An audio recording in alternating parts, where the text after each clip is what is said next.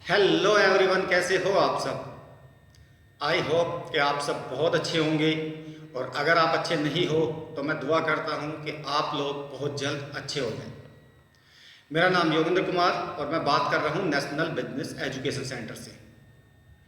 चलिए, आज हम आपके लिए एक नया फ्रेमवर्क लेके आए हैं और इस फ्रेम का नाम है how to create a monopoly. और ये मोनोपोली जो क्रिएट होने वाली है, ये क्रिएट होने वाली है आपके अपने स्टार्टअप के लिए, आपके अपने बिजनेस के लिए।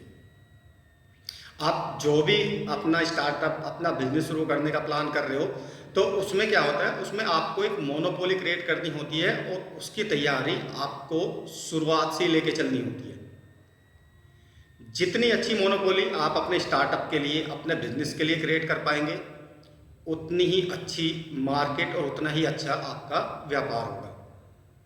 अब इसमें ज़्यादा टाइम ना लगाते हुए शुरू करते हैं कि ये जो फ्रेमवर्क मैं आपको दे रहा हूँ, ये प्रैक्टिकल फ्रेमवर्क है और इन स्टेप्स को फॉलो करके आप डेफिनेटली एक सॉलिड मोनोपोली क्रिएट कर पाओगे और जो भी कस्टमर्स के ऑब्जेक्शंस है या ऑप्शंस है, उनको भी ख़त्म कर पाओगे। तो चलिए, देर ना करते हुए शुरू करते हैं। मोनोपोली क्रिएट कैसे करते हैं मार्केट में।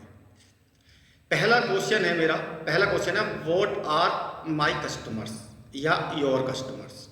सबसे पहले आपको जो जानना है वो जानना है कि मेरे कस्टमर का साइकोग्राफिक्स और डेमोग्राफिक क्या है। कस्टमर्स होते हैं ना, जैसे एजुकेशन के लिए बच्चे होते हैं ऑलरेडी, बाइक लवर्स जो होते हैं उनके लिए वो अच्छी बाइक लेना पसंद करते हैं, फास्ट फूड खाने वाले फास्ट फूड खाना पसंद करते हैं।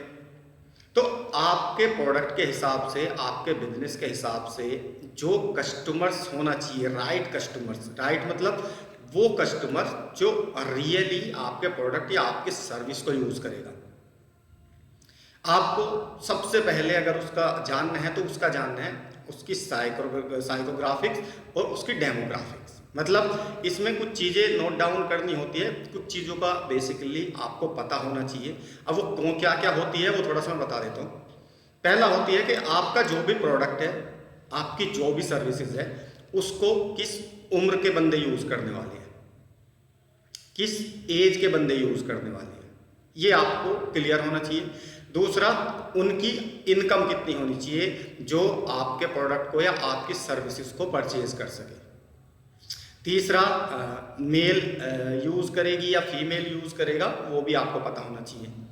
उसके बाद स्टेटस कि भाई कपल्स मेरे इस प्रोडक्ट को, सर्विसेज को यूज़ करेंगे या इंडिविजुअल कर सकते हैं। उसके बाद चलते हैं हम, एजुकेशन किस तरह की होनी चाहिए उनकी, उनका माइंडसेट किस तरह का होना चाहिए, उनकी लाइफस्टाइल कैसी होनी चाहिए, है ना, उनकी रुचियाँ किस चीज़ में हो, उनके इंटरेस्ट क्या है, उनकी कल्चर क्या है, कल्चर मतलब संस्कृति क्या है उनकी, और उनकी जो एस्पिरेशन है, जो आकांक्षा है, जो उनकी डिज़ायर है, वो क्या है।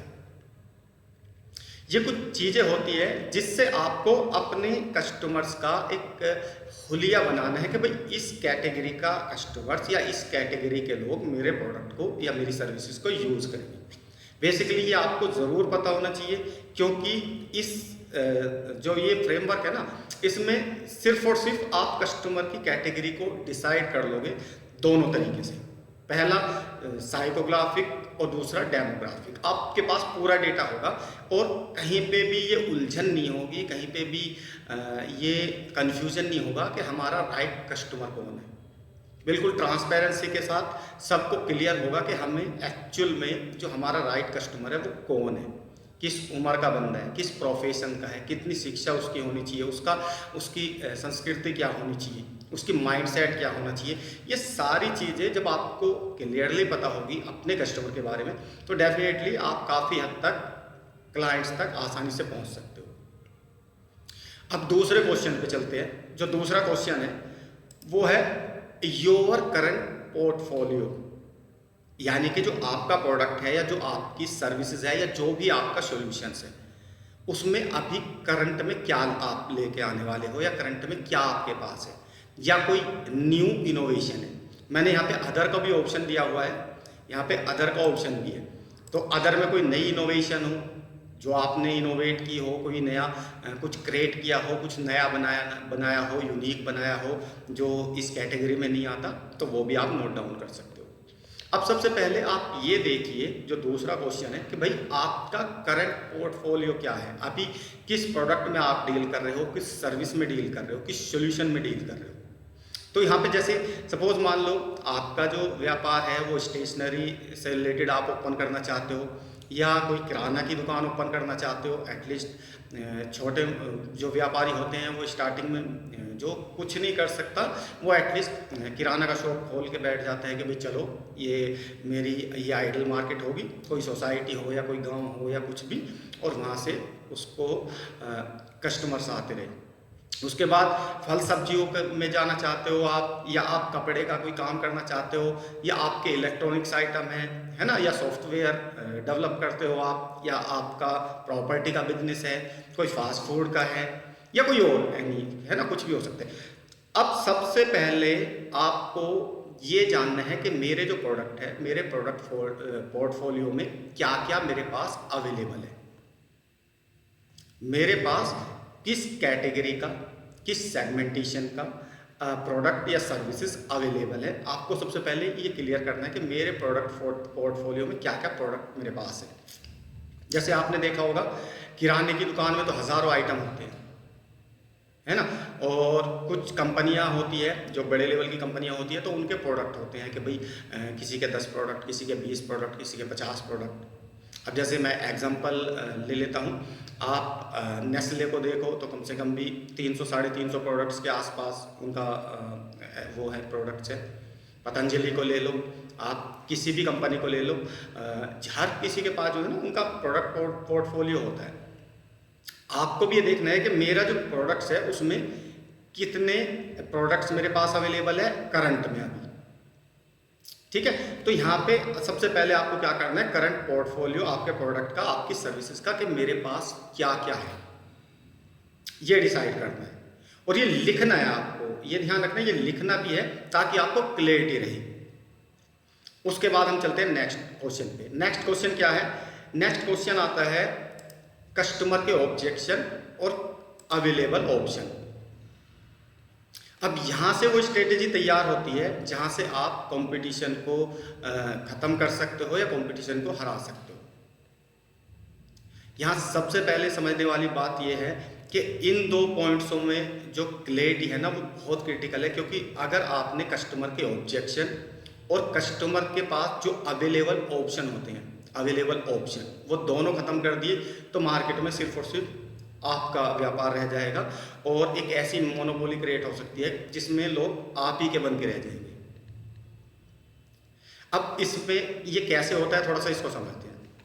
कस्टमर के ऑब्जेक्शन होते हैं जब भी आप कोई नया प्रोडक्ट मार्केट में लेके जाते हो। जो भी बच्चा अभी छोटा सा स्टार्टअप शुरू करना चाह रहा है या कर चुका है, जब भी वो अपना कोई प्रोडक्ट लेके जाता है तो उसके सामने कुछ ऑब्जेक्शन आते होंगे, लाइक भाई महंगा है, आते हैं ऐसे ऑब्जेक्शन, डेफिनेटली आते होंगे, या आपकी जो क्वालिटी है प्रोडक्ट की वो अच्छी नहीं है, या वो क्या है और है, जैसे मान लो सेवा अच्छी नहीं है, आपकी सर्विसेज अच्छी नहीं है, आप लेट डिलीवरी करते हो, कम क्वांटिटी भेजते हो, सो डिफेक्टेड पीसेस भेज देते हो, तो आपकी सर्विसेज अच्छी नहीं है।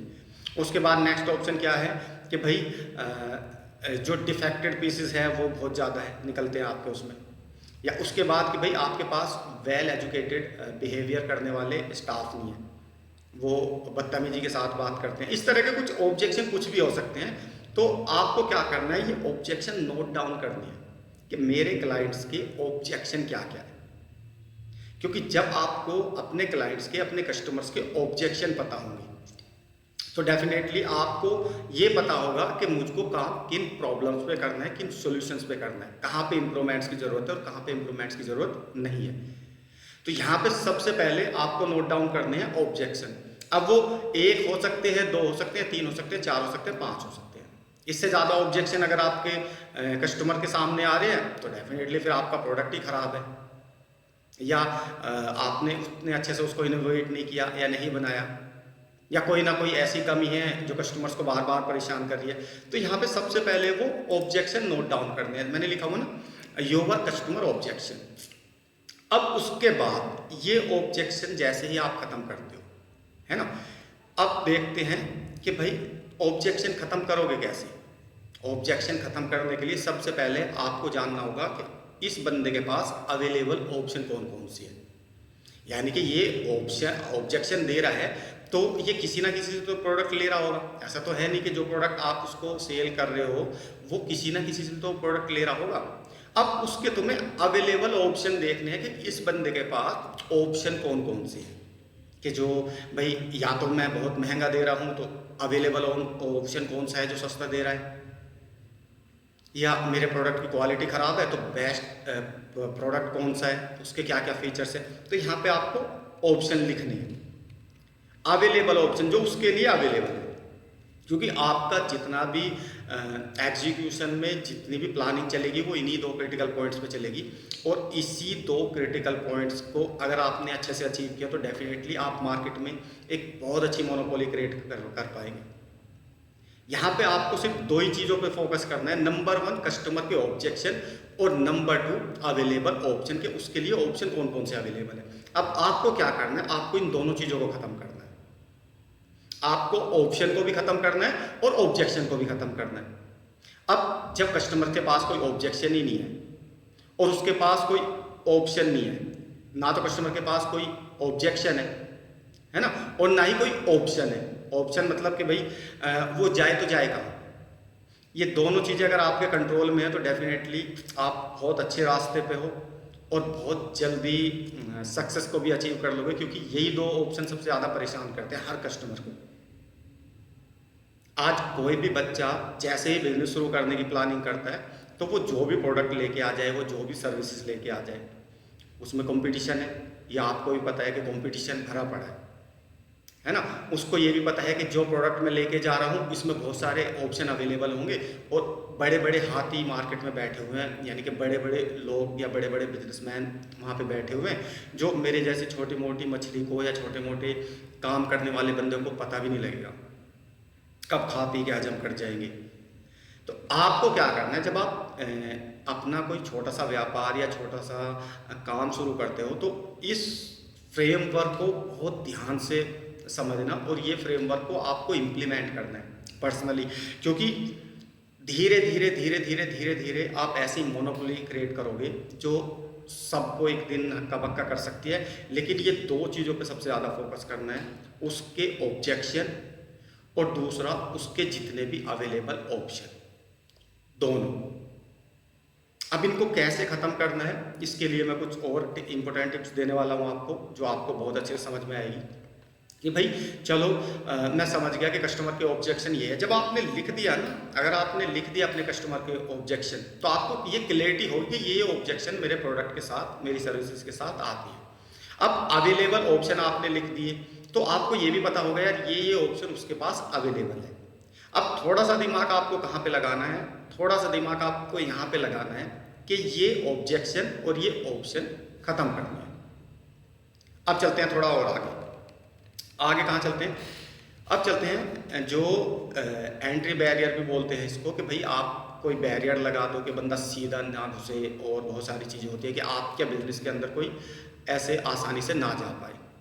तो इसके लिए मैं बहुत सारी चीज़ें, कुछ टिप्स आपको बताने वाला हूँ। जैसे number 1 on going innovation. On going innovation क्या होती है, ये बंदे जैसे मान लो कि आपने कोई काम शुरू किया, कोई स्टार्टअप शुरू किया, कोई भी A to Z, और उसमें आप क्या कर रहे हो, नई नई चीज़ें इनोवेट कर रहे हो, नई नई चीज़ें बना रहे हो मार्केट में। मार्केट में वो चीज़ें अवेलेबल ही नहीं है। मान लो सपोज आपने कोई भी एक प्रोडक्ट लेके आए, बिल्कुल यूनिक प्रोडक्ट है, लोगों को काफ़ी पसंद आ रहा है, वो कुछ भी हो सकता है। देखो प्रोडक्ट की मैं अगर मैं बात करूँ या सर्विसेज की बात करूँ, आजकल बहुत ज़्यादा प्रोडक्ट और सर्विसेज मार्केट में अवेलेबल है। तो आपका क्या करना है, ऑन गोइंग इनोवेशन, कि भाई आप बहुत तेज़ी के साथ इनोवेट करते हो, और जैसे ही आपको कस्टमर्स की नई नीड मिली, आपने कस्टमर्स को ध्यान से समझ लिया, आपने फटाक से उस पर इनोवेट करके उसकी डिज़ायर के हिसाब से नया प्रोडक्ट मार्केट में लॉन्च कर दिया। तो इसको ऑन गोइंग इनोवेशन बोलते हैं कि भाई आपके उस प्रोडक्ट के साथ आपने दूसरा लगा दिया फटाफट इनोवेट करके। मार्केट को समझा, है ना, उनकी डिज़ायर को समझा कस्टमर की, कब कस्टमर को क्या रिक्वायरमेंट है वो समझी, और फटाक से अपने ए प्रोडक्ट के साथ बी प्रोडक्ट को इनोवेट किया और लॉन्च कर दिया। इसको बोलते हैं ऑन गोइंग इनोवेशन, है ना। आप कंटिन्यू करते जा रहे हैं। आपने बड़ी बड़ी कंपनीज में देखा होगा, तो वहाँ पे क्या होता है ना, एक मॉडल को ज़्यादा दिन तक नहीं चलाते। एटलीस्ट मान लो कोई भी मॉडल है, जैसे मान लो आपने एक गाड़ी का नाम सुना होगा स्कॉर्पियो। स्कॉर्पियो के कम से कम भी 10 से 15 मॉडल ऑलरेडी लॉन्च हो चुके हो उसके पहले मॉडल से, और अब के मॉडल में बहुत सारा इनोवेशन हुआ है। ऐसे ही आप बाइक्स को ले लो, ऐसे ही आप किसी भी प्रोडक्ट को ले लो, ये हर साल कुछ ना कुछ नया इनोवेट या नया फंक्शन या नया फीचर्स या कुछ नई टेक्नोलॉजी अपने उसमें ऐड ऑन करते रहते हैं। ये छोटे प्रोडक्ट्स में भी होता है और बड़े प्रोडक्ट्स में भी होता है। जैसे मान लो मैं एक कोलगेट का ही एग्जांपल ले लेता हूँ, तो जब वो मार्केटिंग करने आते हैं तो वो बोलते हैं टूथपेस्ट, आज अब हमारा जो टूथपेस्ट है उसमें नमक है ना, आपने सुना भी होगा। तो आपको भी ये ध्यान रखना है, ये समझना है कि ऑन गोइंग इनोवेशन आपको बहुत ज़्यादा हेल्प करता है जब आप ये मोनोपोली क्रिएट करते हो। अब नेक्स्ट चलते हैं नेशनल सेंटीमेंट। नेशनल सेंटीमेंट क्या होता है? आजकल हमारे यहाँ पे बहुत ज़बरदस्त ट्रेंड चला हुआ है, और वो देश क्या है, देश के प्रति अपने आप को हम लोग बहुत ज़्यादा समर्पित कर चुके हैं। एटलीस्ट अगर देश के बारे में कोई बुराई कर दे तो खून में आग लग जाती है, ठीक है। अब ये जो इसको क्या बोलते हैं, नेशनल सेंटीमेंट किस तरीके से होते हैं, जैसे एक कंपनी का नाम आपने सुना होगा पतंजलि।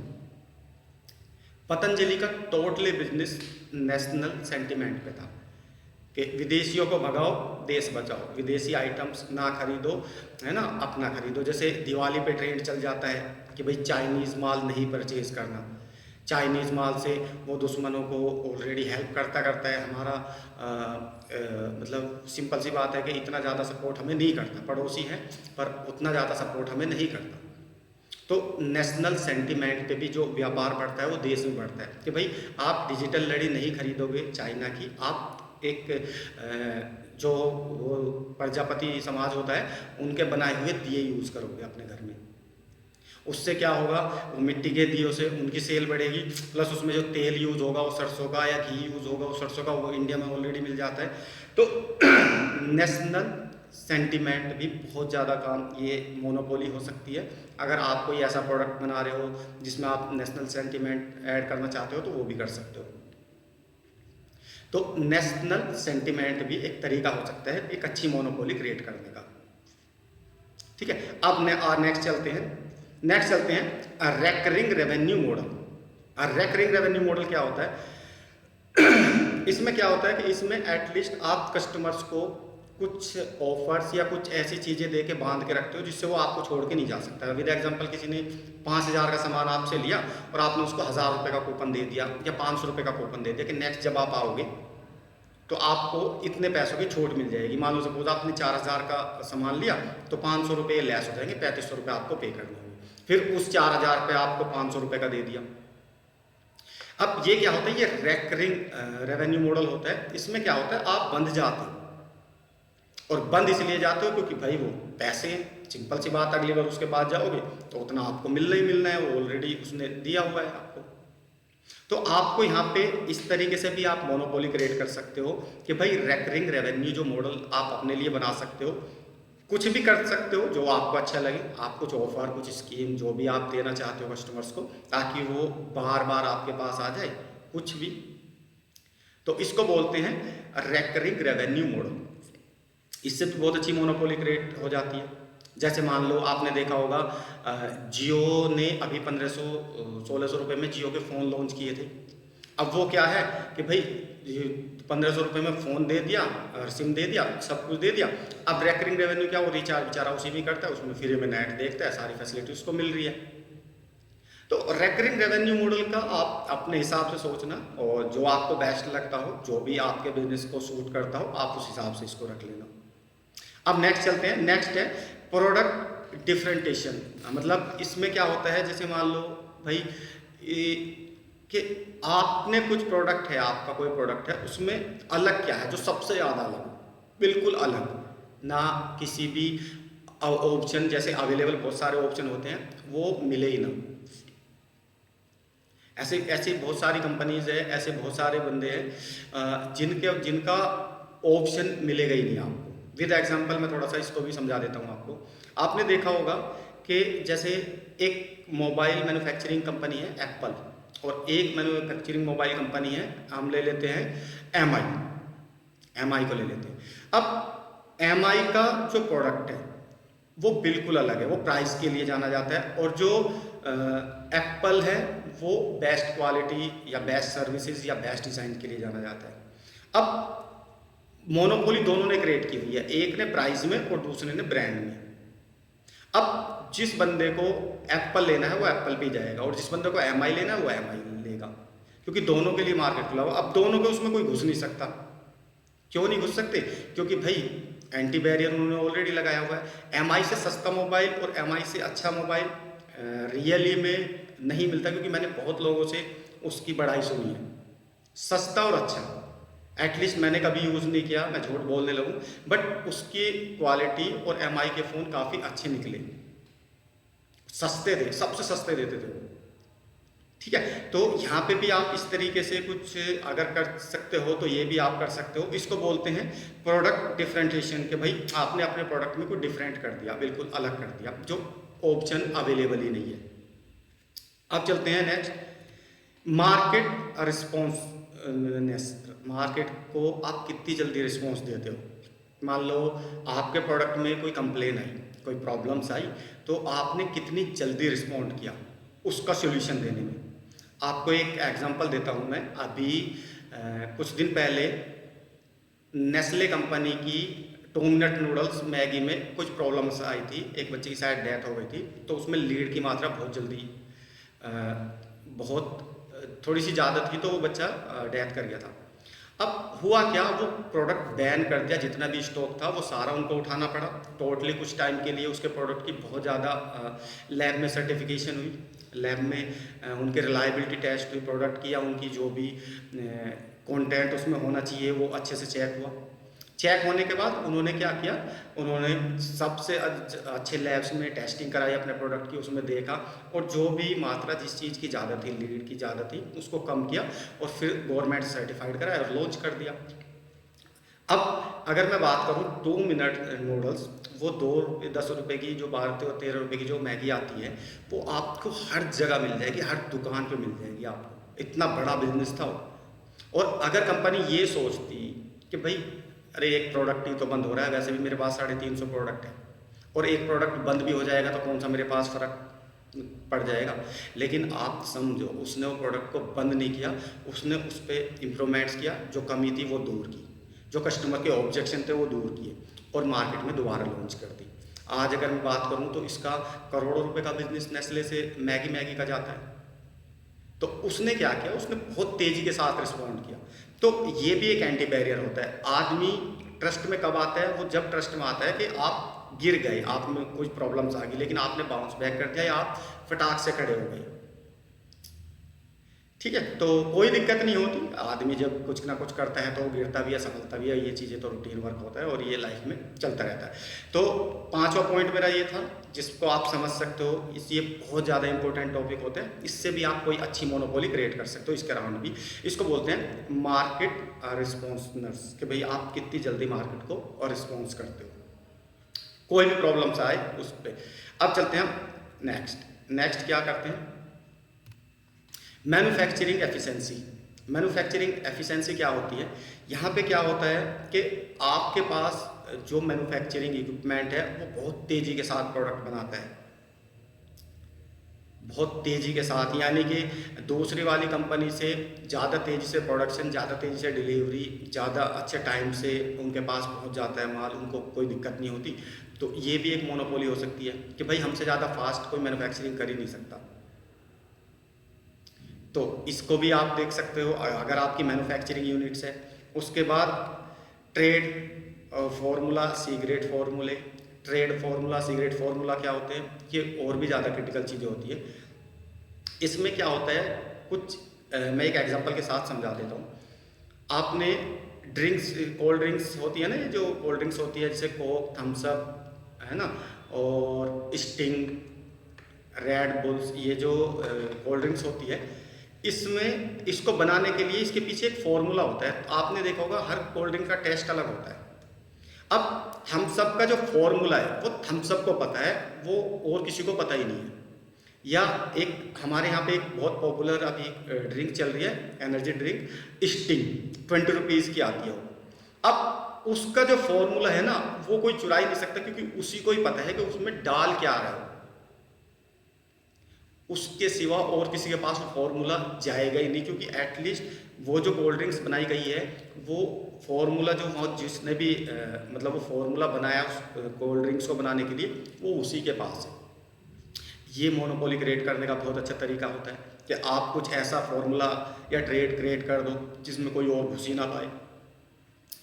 अब कोल्ड ड्रिंक्स बहुत सारी है, थम्स अप पीने वाले थम्स अप भी पीते हैं, और कोका कोला पीने वाले कोका कोला पीते हैं, जो स्टिंग पीना चाहते हैं वो स्टिंग पीते हैं।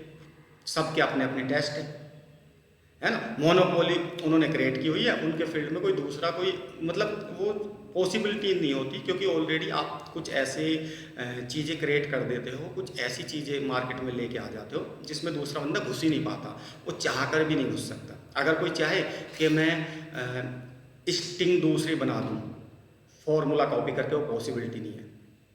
वो हल्का कुछ ना कुछ तो चेंज करेगा, और जो चेंज करेगा उससे टेस्ट चेंज होगा, टेस्ट चेंज होगा तो सिंपल सी बात है वो उसमें घुस ही नहीं सकता।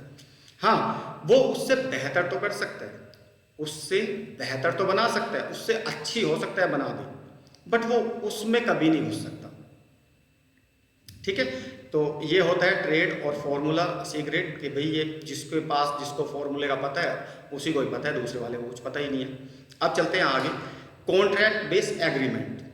कॉन्ट्रैक्ट बेस एग्रीमेंट की अगर मैं बात करूं तो ये भी मोनोपोली क्रिएट करने का बहुत अच्छा सीक्रेट होता है। बड़ी बड़ी कंपनीज क्या है ना अपने कुछ बढ़िया क्लाइंटों के साथ कॉन्ट्रैक्ट सीक्रेट वो कर लेती है साइन, कि भाई एक काम करते हैं, हम वैसे नॉर्मली मार्केट में 5% सीड देते हैं, है ना, कैश डिस्काउंट, लेकिन हम आपको स्पेशली 10% दे देंगे। वो स्पेशली हो गया, वो उसी के लिए हो गया और किसी के लिए होगा ही नहीं। या कोई और कॉन्ट्रैक्ट साइन हो जाए कुछ भी, तो यहाँ पे जो कॉन्ट्रैक्ट साइन होते हैं बड़ी बड़ी कंपनीज में, जितने भी कॉन्ट्रैक्ट साइन होते हैं वो ओपनली किसी को नहीं बताते, लेकिन वो उनके क्लाइंट्स के लिए होते हैं। क्लाइंट्स को कुछ ना कुछ बेनिफिट्स मिल रहा होता है, उसको कुछ ना कुछ फायदा मिल रहा होता है, इसलिए वो आपको छोड़ के नहीं जाता। ठीक है, तो ये एक हो सकता है। उसके बाद आता है कस्टमर कॉस्ट ऑफ कन्वीनियंस, मतलब भाई आप कस्टमर को इतनी कन्वीनियंस दे दो, इतनी कन्वीनियंस दे दो कि भाई वो दूसरे पे यूज़ करना ही बंद कर दे। विद एग्जांपल, जिस बंदे को डेटा यूज़ करने की आदत है, डेटा है ना, जियो ने बहुत सारा फ्री दिया और अभी भी उससे सस्ता और उससे ज़्यादा डेटा कोई दे ही नहीं रहा, कॉलिंग भी अनलिमिटेड, या और बहुत सारे ऑप्शन होते हैं देखो इसमें, क्योंकि आपने किस चीज़ में कन्विंस दिया। हो सकता है भाई आपका कोई और प्रोडक्ट है, आपकी कोई और सर्विसेज है, उसमें कितना आप कन्वेंस या कन्वीनियंस दे सकते हो अपने क्लाइंट्स को, वो आपको पता है ना। कितना ज़्यादा, जितने ज़्यादा कन्वेंस कर दोगे कस्टमर्स को उतना ज़्यादा अच्छा रहेगा आपके लिए भी और आपके क्लाइंट्स के लिए भी। मैं एक एग्जांपल के साथ समझाता हूँ आपको थोड़ा सा और समझ में आ जाएगा। आपने देखा होगा जो बंदा एप्पल यूज़ करता होगा, एप्पल फ़ोन है ना, मान लो वो एप्पल यूज़ करता है, अब उसको तुम अचानक सैमसंग का फ़ोन दे दो, वो यूज़ नहीं कर पाएगा। क्यों? क्योंकि वो कन्वेंस ही नहीं होगा उस चीज़ से, उसको उसके फंक्शन फीचर सब कुछ अलग अलग है। या सैमसंग वाले को एप्पल दे दो, वो कर नहीं पाएगा यूज़। तो यहाँ पे क्या है ना, यहाँ पे कस्टमर को जितना ज़्यादा कन्वेंस आप दे दोगे वो उतने ज़्यादा टाइम तक आपके साथ टिका रहेगा, क्योंकि एटलीस्ट वो आपसे ही कन्वेंस हो रहा है, बार बार उसने आपके प्रोडक्ट को, आपकी सर्विसेज को यूज़ किया, एटलीस्ट वो आपसे बेहतर किसी को मानता ही नहीं। ऐसे बहुत सारे क्लाइंट्स होते हैं जो सालों साल एक ही कंपनी के साथ प्रोडक्ट यूज़ करते रहते हैं, सालों साल एक ही कंपनी के साथ जुड़े रहते हैं, वो इधर उधर जाते ही नहीं हैं। तो आप देख लो कि भाई आप कस्टमर को कितना अच्छा कन्वेंस दे सकते हो, या उसको कितनी अच्छी सुविधा दे सकते हो कम लागत में।